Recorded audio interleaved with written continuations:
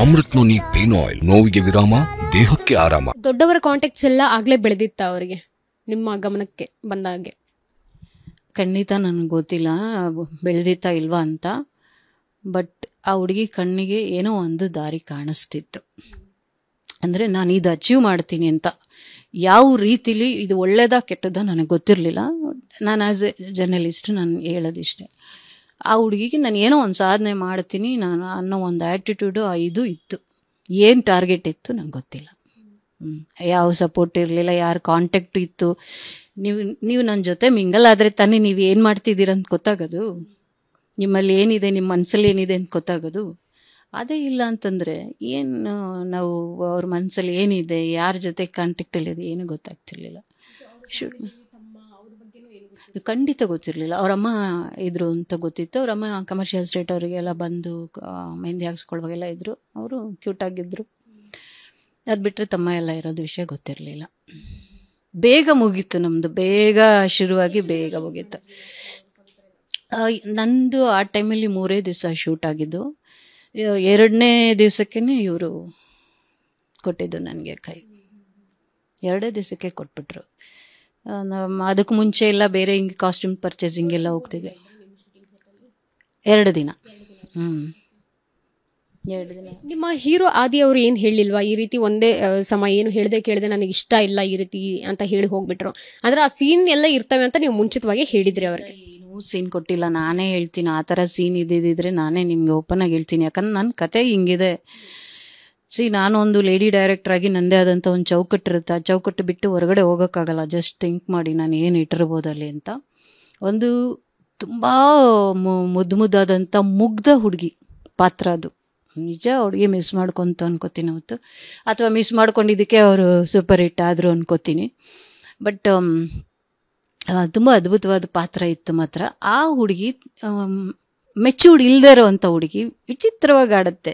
ಅವನಿಗೂ ಹಿಂಗೆ ಓಡಿಯೋದು ಬಡಿಯೋದು, ಅವಳು ಹಿಂಗೆ ಆದಿ ಹೀರೋ ಹಿಂಗೆ ಅವಳು ಇದ್ರ ಮೇಲೆ ಹಿಂಗೆ ಕೈ ಇಡಬೇಕು, ಇಷ್ಟೇ ಆಗಿದ್ದು. Nothing else. ಬೇರೆ ಏನೂ ಆಗಿಲ್ಲ, ಬೇರೆ ಏನು ಸೀನೂ ಕೊಟ್ಟಿಲ್ಲ. ಅಟ್ಲೀಸ್ಟ್ ಏನೋ ಒಂದು ಕಿಸಿಂಗ್ ಸೀನ್, ನಥಿಂಗ್, ಏನೂ ಇರಲಿಲ್ಲ. ಇದಕ್ಕಿಂತ ಭಯಂಕರವಾದನ್ನೆಲ್ಲ ನಾನು ಎಕ್ಸ್ಪ್ಲೈನ್ ಮಾಡಿದ್ದೆ. ಇದರಲ್ಲಿ ಆ್ಯಕ್ಚುಲಿ ಆಶಿಕಿ ಅಂದ್ರೇ ಒಂದು ಎಕ್ಸ್ಪೆಕ್ಟೇಷನ್ ಇರುತ್ತೆ, ಒಂದು ಕಿಸಿಂಗ್ ಸೀನ್ ಇರುತ್ತೆ ಅಂತ. ಅದು ಕೂಡ she was agri. Yes definitely mood swings ಇತ್ತು.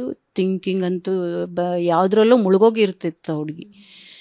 ನನಗೆ ಗೊತ್ತಿರೋಂಗೆ ಹೀರೋಯಿನ್ ಆಗಿ ಬೆಳಿಬೇಕು ಅನ್ನೋ ಅದನ್ನು ಗಿವ್ ಎ ಟ್ರೈ ಅಷ್ಟೆ.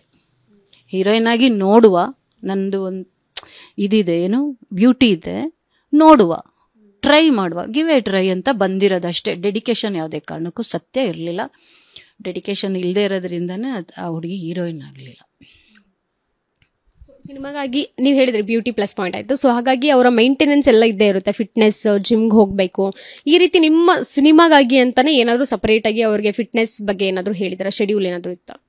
ಇಲ್ಲ, ನನ್ನ ಆ ಥರ ಸ್ಪೆಷಲಾಗಿ ಏನೂ ಇರಲಿಲ್ಲ. ಅದು ಹೇಗಿದ್ದರೂ ಅವರು ಅದೇ ಥರನೇ ಬೇಕಿತ್ತು ನನಗೆ. ಆ ಮುಗ್ಧತೆ, ಆ ಬ್ಯೂಟಿ ಬೇಕಿತ್ತು ನನಗೆ, ಅದಿತ್ತು ಆ ಹುಡುಗಿಯಲ್ಲಿ. ಸೊ ಹಾಗಾಗಿ ನಾನೇನು ಸ್ಪೆಷಲಾಗಿ ಏನೂ ಹೇಳಿರಲಿಲ್ಲ. ಸೊ ಎವ್ವಿ ಏನು ಬಿಂದಾಸ್ ಆಗಿರುವಂಥ ಹುಡುಗಿ ನನಗೆ ಬೇಕಿದ್ದಿದ್ದು. ಬಟ್ ಪವಿತ್ರ ಬಿಂದಾಸ್ ಆಗಿರಲಿಲ್ಲ, ಆ್ಯಟಿಟ್ಯೂಡಲ್ಲಿದ್ದರು. ನನಗೆ ಬಿಂದಾಸ್ ಅಂದರೆ ಯಾವ ಥರ ಬೇಕಿತ್ತು ಅಂತಂದರೆ, ಕೂರಲ್ಲ, ನಿಂತಲ್ಲಿ ನಿಲ್ಲಲ್ಲ, ಆ ಥರ ಹುಡುಗಿ ಅದು ಕ್ಯಾರೆಕ್ಟ್ರ್. Hyper activity. ಹೀರೋ ಕೈ ಮುಗಿದ್ಬಿಟ್ಟು ನಿನ್ನ ಕೈ ಮುಗಿತೀನಮ್ಮ ಸುಮ್ಮನೆ ಕೂತ್ಕೊ ಅನ್ನೋಷ್ಟು ಇದು ಬೇಕಿತ್ತು. ಅದು ಇರಲಿಲ್ಲ, ಕಾಣಿಸಿಲ್ಲ. ನಂಗೆ ಒಳ್ಳೇದಾಯ್ತು ಆ್ಯಕ್ಚುಲಿ. ಪವಿತ್ರ ಬಿಟ್ಟೋಗಿದ್ರಿಂದನೇ ಐಶ್ವರ್ಯ ಸಿಂಧೋಗಿಗೆ ಆ ಪಾತ್ರ ಸಿಕ್ತು. ಆ ಹುಡುಗಿ ತುಂಬ ಚೆನ್ನಾಗಿ ಅದ್ಭುತವಾಗಿ ಮಾಡ್ತಾರೆ ಹುಡುಗಿ. ಸದ್ಯಕ್ಕೆ ಇನ್ನು ಪವಿತ್ರ ಗೌಡ ಅವರ ಸ್ಥಿತಿ ಎಲ್ಲರೂ ನೋಡ್ತಿರೋ ಅಂಥದ್ದೇ. ಮುಂದೆ ನೀವು ಒಂದು ಕಿವಿ ಮಾತಾಗಿ ಏನು ಹೇಳಕ್ಕೆ ಇಷ್ಟಪಡ್ತೀರಾ? ಅಂದರೆ ಇವಾಗ ಯಾರೇ ನಮ್ಮ ಜೀವನದಲ್ಲಿ ಬಂದು ಏನೇ ಕಲಿಸಿದ್ರು ಅದು ಗುರುಸ್ಥಾನ ಅನ್ನೋವಂಥದ್ದು ನಮ್ಮ ಭಾರತದಲ್ಲಿ ಕೊಟ್ಟಿರ್ತೀವಿ. ಅದೊಂದು ಕಲ್ಚರ್ ಆಗಿರುತ್ತೆ. ನೀವು ಸಹ ಒಂದು ಕಾಲದಲ್ಲಿ ಗುರು ಆಗಿದ್ರಿ ಅವರಿಗೆ. ಏನು ಕಿವಿ ಮಾತು ಹೇಳಕ್ಕೆ ಇಷ್ಟಪಡ್ತೀರಾ? ಅವ್ರು ಅವತ್ತು ಗುರು ಥರ ಟ್ರೀಟ್ ಮಾಡಿಲ್ಲ. ಇವತ್ತು ನಾವು ಹೇಳಿದ್ರೆ ಕೇಳಿಸ್ಕೊಳ್ಳೋ ಕಿವಿ ಅವ್ರಿಗೂ ಇಲ್ಲವೂ ಇಲ್ಲ. ಇಡೀ ಕರ್ನಾಟಕನೇ ಕೂಗಿ ಹೇಳ್ತಿದೆ. 100% ಅವ್ರಿಗೆ ಏನು ಅನಿಸುತ್ತೋ ಅದನ್ನೇ ಮಾಡೋದು ಇವತ್ತಿಗೂ ಕೂಡ.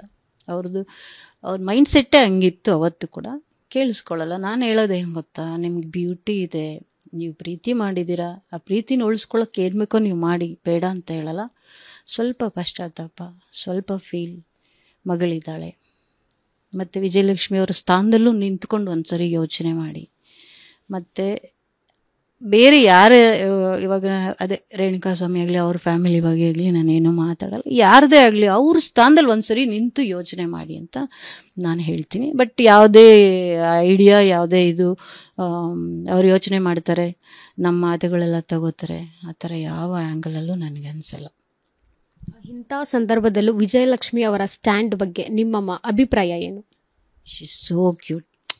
ಆ ಥರ ಒಂದು ಹೆಣ್ಮಗಳು ನಮ್ಮ ಭಾರತ ಅಂದ್ರೇ ನಿಮಗೆ ಗೊತ್ತಿದೆ, ಯಾವುದು ಎಂಥವ್ರಾದ್ರೂ ಗಂಡ ಅವ್ರ ಬಗ್ಗೆ ಬೇಜಾರು ಬರುತ್ತೆ ಆಟೋಮೆಟಿಕ್ಲಿ. ಬಟ್ ನಿಜವಾಗ್ಲೂ ವಿಜಯಲಕ್ಷ್ಮಿ ಅವ್ರ ಸ್ಟ್ಯಾಂಡ್ ಬಗ್ಗೆ ಅದ್ಭುತ. ಅಯ್ಯಮ್ಮ, ನಿಜ ಅನ್ಯಾಯ ಆಗಬಾರ್ದು. ಇನ್ನು ಮುಂದೆ ಆದರೂ ದರ್ಶನ್ ಅವ್ರ ಜೊತೆ ಅವ್ರ ಕ್ಯೂಟಾಗಿ ಸಂಸಾರ ಚೆನ್ನಾಗಿರಬೇಕು, ಅಷ್ಟೇ ನಾನು ಕೇಳೋದು. ನಾನು ಹೇಳೋದು, ವಿಜಯಲಕ್ಷ್ಮಿಯವರು ಬರೀ ಹೆಂಡತಿಯಾಗಿದ್ದಿದ್ದಿಲ್ಲ, ಹೆಂಗೆ ಅವರು 0 ಇದರಿಂದನೂ ಇವತ್ತವರೆಗೂ ಜೊತೆಗಿದ್ಕೊಂಡೇ ಬಂದಿದ್ದಾರೆ. ಹೆಂಗೆ ಬಿಡ್ತಾರೆ, ಇವಾಗ ಬಿಡ್ತಾರೆ ಅಂತ ನಾವು ಹೆಂಗೆ ಅಂದ್ಕೊಳ್ಳೋಣ? ಚಾನ್ಸೇ ಇಲ್ಲ. ಸೊ ಅದು ನಿಜವಾದ ಒಂದು ಸಪೋರ್ಟ್, ನಿಜವಾದ ಇದು. ನೀವು ಬ್ಯೂಟಿ ಎಲ್ಲ ಬೇಕು, ಅವ್ರಿಗೇನು ಕಡಿಮೆ ಆಗಿದ್ದಾರೆ ಬ್ಯೂಟಿಗೆ, ಅವರು ಚೆನ್ನಾಗಿದ್ದಾರೆ, ಸೂಪರ್ ಆಗಿದ್ದಾರೆ ಅಲ್ವಾ? ಸ್ಟ್ರಾಂಗ್ ಇದೆ. ಅವರು ಮನಸ್ಸು ಮಾಡಿದರೆ ಅವರು ಏನು ಬೇಕಾದ್ರೂ ಮಾಡ್ಬೋದಲ್ಲ, ಯಾರ್ದು ಮರ್ಯಾದೆ ಹೋಗ್ತದೆ ಅಲ್ವಾ?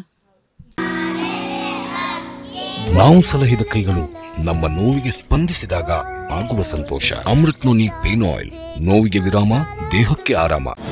ಅನುಕ್ಷಣದ ಸುದ್ದಿಗಳಿಗಾಗಿ ವಿಸ್ತಾರ ನ್ಯೂಸ್ ಯೂಟ್ಯೂಬ್ ಚಾನೆಲ್ ಸಬ್ಸ್ಕ್ರೈಬ್ ಮಾಡಿ. ಹೊಸ ಸುದ್ದಿಗಳ ನೋಟಿಫಿಕೇಶನ್ಗಾಗಿ ಬೆಲ್ ಐಕಾನ್ ಕ್ಲಿಕ್ ಮಾಡಿ. ಲೇಟೆಸ್ಟ್ ಅಪ್ಡೇಟ್ಸ್ಗಾಗಿ www.vistaranews.com ವೆಬ್ಸೈಟ್ಗೆ ವಿಸಿಟ್ ಮಾಡಿ. ಅಂಗೈಯಲ್ಲೇ ಜಗತ್ತಿನ ಸುದ್ದಿ ತಿಳಿಯಲು ವಿಸ್ತಾರ ನ್ಯೂಸ್ ಕನ್ನಡ ಆಪ್ ಡೌನ್ಲೋಡ್ ಮಾಡಿ.